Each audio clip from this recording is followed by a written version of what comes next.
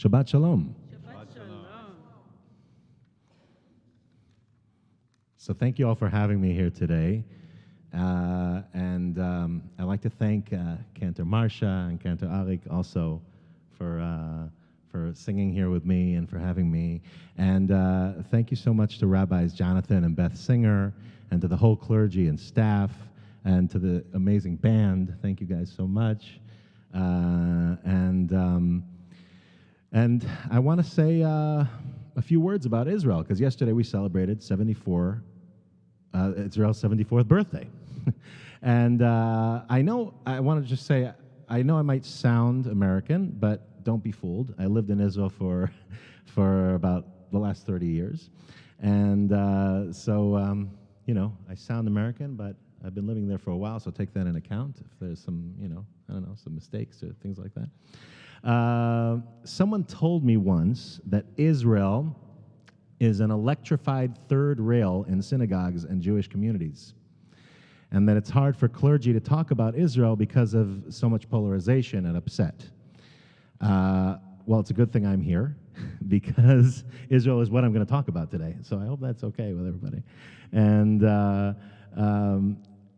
I'm going to dip my toes and maybe feet even into a few things here, and maybe I'll spend a more positive note at the end. We'll see.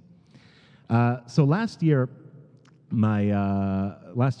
around this time, my wife Rebecca was very pregnant with our daughter Lily, who they're in San Francisco. She's not feeling so well, so she's not here today. But she was at that time she was very pregnant, and bombs were flying over us in Israel from Gaza to Tel Aviv. And we found ourselves in our very old apartment building hallway every few hours, listening in quiet terror as the Iron Dome intercepted missiles right above our heads. Yes, we knew rationally that the dome would likely protect us. And yes, just 10 minutes away, a missile struck an apartment building in Ramat Gan, killing a man who couldn't get out his door fast enough. So likely okay, wasn't feeling so okay after all. And one strong memory I have was daily Instagram stories of my wife's good friend in the States, who he was posting hourly memes about how Palestinian people have the right to defend themselves. So this is just is a just cause on their part. And after a few days of this, I wrote to him. I wrote that usually I would agree with a lot of the things that he's posting, but right now, your very pregnant close friend is stuck in the hallway every night, not sleeping, and maybe you should ask how she's doing. And he immediately apologized and told me that he was so caught up in everything that he forgot about his friend, and immediately reached out to see how she was doing. You see, he got so caught up in the politics that he forgot about his friends. He forgot that there are people behind every meme. And let me state here that both sides have suffered and are suffering. Comparative suffering is a dangerous game to play, and I don't think it's useful. I can't speak to the suffering of the average person in Gaza, and this isn't my lived experience. I do believe we shouldn't look away, but rather accept that many things can be true at once, including real suffering on both sides. This week's Torah portion, Parashat Kedoshim, has in my mind one of the most important sentences in the Torah. Right before the words "Ve'ahavta l'reacha kamocha," you shall love your neighbor as you would yourself, it reads a sentence that I love. It says, "Lo tisna et achicha bilvavecha, hocheach tochech et amitecha, ve'lo tisa alav chet," which means, you shall not hate your brother in your heart. Reprove your brother, or prove him wrong, and don't carry this burden. And I always ask B Mitzvah students that I teach this portion to, I ask them, how can God tell us not to feel an emotion? How can God tell us not to hate, for instance?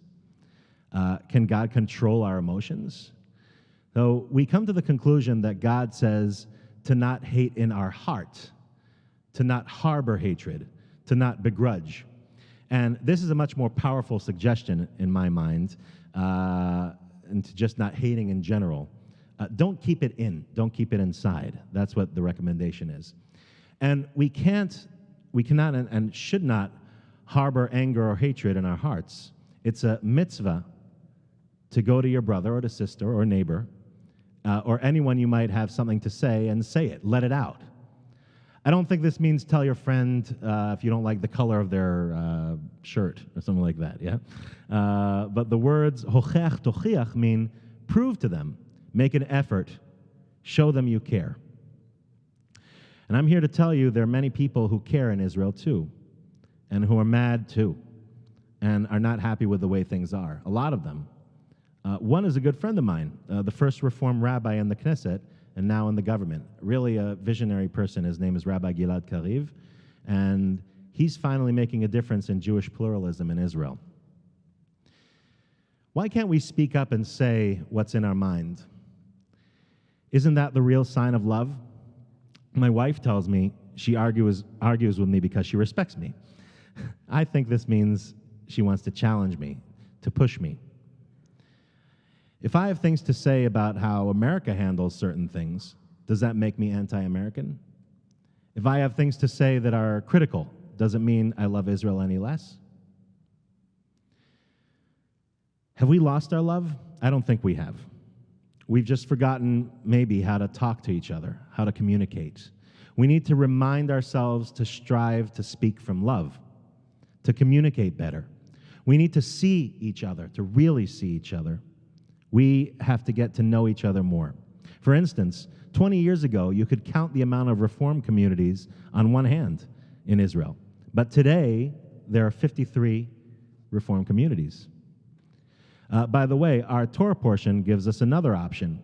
If we have lost our love and have become strangers, love the stranger. That's what our Torah portion says. Love the stranger. Ve'ahavta et hagir. For you were strangers in Egypt. Have we become so apart that we're strangers? By not talking about Israel, we're missing out. Both sides are. Jews in the United States are missing all of the wonderful things Israel has to offer, like the sense of home for the Jewish people. And Israelis are missing out because they don't get to see what it can truly look like to feel that there are many ways to be Jewish, and none of them is owned by the government. So what can we do? How can we reprove our brothers and sisters? First of all, personal connections. Get to know your sister communities better. Get coffee, go on Zoom. Don't judge too quickly. Read all points of view. Read Haaretz newspaper, for instance, to get a better, more, more of a New York Times kind of point of view on the situation. Read about the growing reform movement in Israel. If anyone donates to Israel, make sure it's going to pluralistic, humanistic, and egalitarian causes. A strong pluralistic presence in Israel makes for a better place, a better Israel. And I was going to read Anat Hoffman's prayer as well. So should I read it again? Because Anat Hoffman, who she's the chairwoman of Women of the Wall, and an amazing cause that strives for a more pluralistic Israel. She writes, I'm going to read one line from it. Rabbi read this before, and it says, give hope for Israel and her future. Renew our wonder of the miracle of the Jewish state. And if there's one message I'd like to say is that we can and should renew that. And thank you all very much for listening, and Shabbat Shalom.